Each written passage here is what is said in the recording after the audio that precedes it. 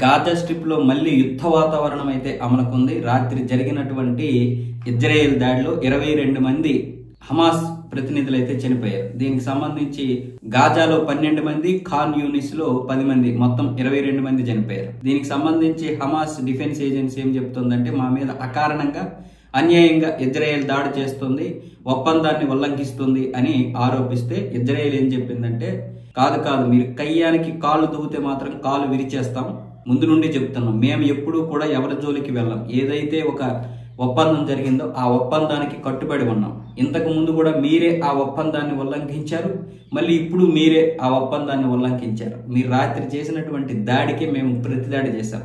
ఎంతమంది చనిపోయారు, ఎలా ఉన్నారనేది మాకు అనవసరం. మా మీద దాడి చేస్తే మాత్రం విరుచుకు పడిపోతాం. మేము స్ట్రైక్ చేయడం మాకు సరదా ఏం కాదు. అంతర్జాతీయ రూల్స్ కి విరుద్ధంగా మేము ఏది చేయము, అన్నింటినీ గౌరవిస్తాం. కానీ మీరు ఏదైనా దాడి చేయాలని ప్లాన్ చేస్తే మాత్రం చేతులు కట్టుకొని కూర్చునే ప్రసక్తి లేదని ఇజ్రాయెల్ అయితే ఇప్పుడు ఇచ్చి పడేసింది IDF.